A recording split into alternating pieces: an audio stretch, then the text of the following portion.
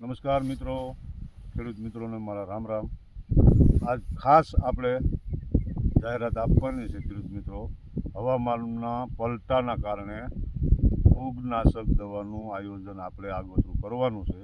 તેથી આપણને માહિતી આપવા આજે 22 તારીખ 12મો મહિનો 2024 આજે ગઈકાલથી આમ તો 21 તારીખથી હવામાનમાં પલટો દેખાયો છે.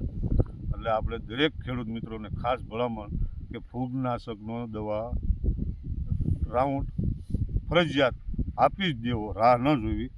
ફૂગનાશક જેવા કે યુપીએલનું સાપ છે એ પર પંપ 50 ml કે 40-45 50 mm સુધી નાખી શકાય, અથવા ડાયથેનિયમ 45 અથવા મેટેલિક્સ બાયરનું એલેન્ટ આવા ફૂગનાશકનો આપણે ખાસ કરીને ધ્યાનમાં લઈ સારી એવી કંપનીનું કોઈ પણ ફૂગનાશક આપવું, જેથી કરી આપણે વાતાવરણને સામે રક્ષણ આપી શકીએ.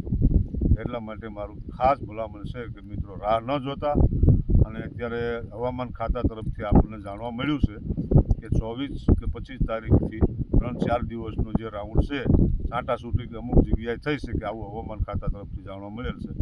તો આપણે આગોતરું આયોજન કરી અને ફૂગનાશક કોઈ પણ દવા તમે વૃદ્ધક છાંટતા હોય તેની સાથે સારી કંપનીનું એવું ફૂગનાશક આપી જ દેજો, જેથી કરી આપણે જીરાને સુકારામાં અને કોઈ પણ બીજા અન્ય રોગમાં આપણને નિયંત્રણ મળી શકે, જેથી કરી ઝાકળ ઓછો બે. ઝાકળનું પણ આજ ઘણું બધું બતાવવાનું છે, એટલે આવતીકાલથી વધશે એવું હવામાન આજે જોતા એવું લાગે છે. તો મિત્રો ખાસ આપણી આ સૂચનાને ધ્યાનમાં લેજો અને આપણે આયોજનપૂર્વક કામ શરૂ કરી દેજો.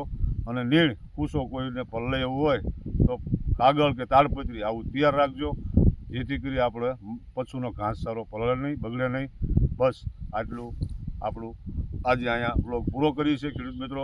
જે કોઈ નવા આપણને જાણવા મળશે હવામાન વિશે માહિતી કે જીરા વિશે તો આપણને જણાવતા રહીશું. બસ આજે આટલું જ ખેડૂત મિત્રો. રામ રામ, આવજો.